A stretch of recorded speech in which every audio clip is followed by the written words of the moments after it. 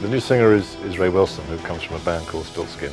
Ray came down and he was very, very confident the first day, and I think impressed us. He sang some of the old songs, and it really worked.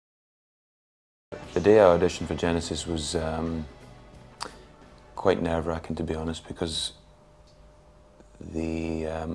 obviously it was the fact that they'd approached me in the first place was quite bizarre, but to actually be there in the studios and singing old Genesis classics was really quite an experience, and I think I was very nervous, but in many respects it kind of helped.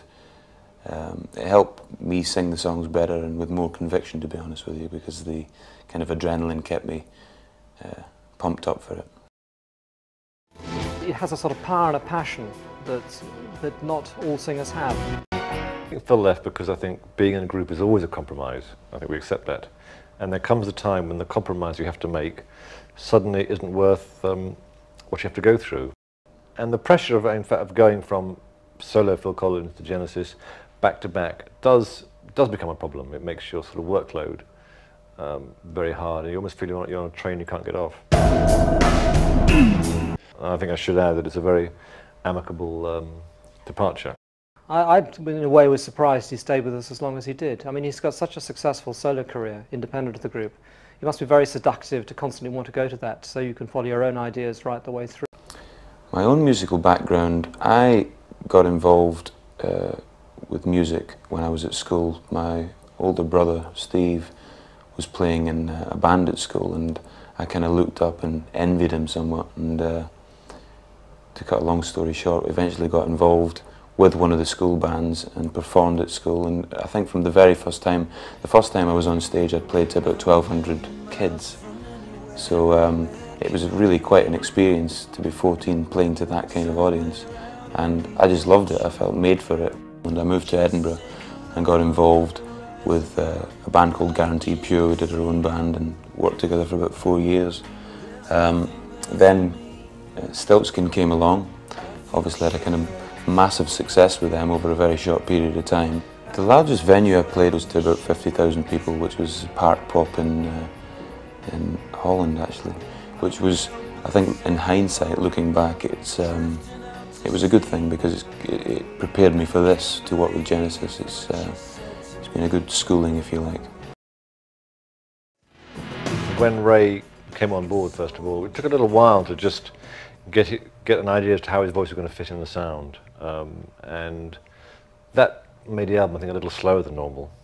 But once you hear the kind of voice you've got, I think it pushed us into a slightly more, Tony said, a slightly more dramatic area.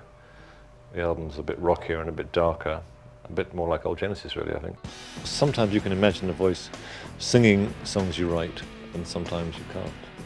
Ray came down, in fact, on the very first day. You kind of auditioned him, just singing some old stuff originally. Yeah, we were improvising stuff, and he just sang along, and just the way the voice fitted with the music and the chords, and the sort of things that came to him naturally, like the things we really felt we could use, and that's a real asset.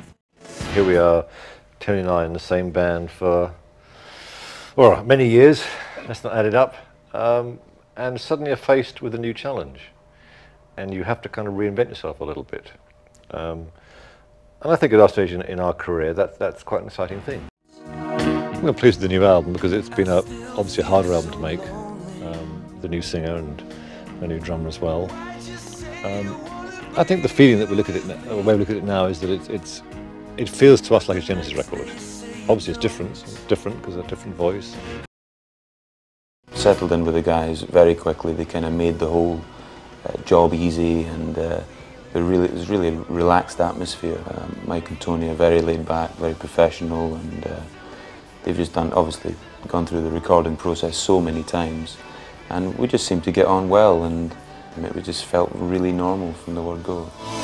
It seemed like forever waiting to get a reply once I'd auditioned, because I think it was something like 6 weeks before I did the second audition, but it kind of felt like 6 months. And to be honest, I think that I wasn't convinced I had the job anyway after doing the first audition, for whatever reason. And it seemed like quite a long wait, but worth it in the long run. The touring band will be obviously myself, Tony and Ray, and on drums Nia Z, who's a very talented Israeli guy who we found in New York, who played on most of the album, and on guitar Anthony Drennan. The tour's coming together now, and I think that probably the most exciting aspect of it will be Madison Square Gardens. I've never been to America, and I've kind of been everywhere in Europe but never outside, and it's going to be pretty exciting arriving in North America and playing at Madison Square Gardens almost immediately. I think that's kind of a dream come true, and to be there with Genesis is just you can't really find words to describe it, to be honest. It's a marvellous feeling. The staging for the new tour will be a kind of, I suppose, a development from what we had on the last tour, where we used screens quite sort of fundamentally in the show. We were doing a live Genesis web chat where the band answer questions that have been sent in by fans from all around the world. Most asked question, obviously, this version of it came from Nick Rose. When did you know that the new singer would fit better than the others who auditioned? The first song he sang was actually No Son of Mine. And from the moment he sang the first line, I think we felt he was... It moved us. It sent a shiver down our spines.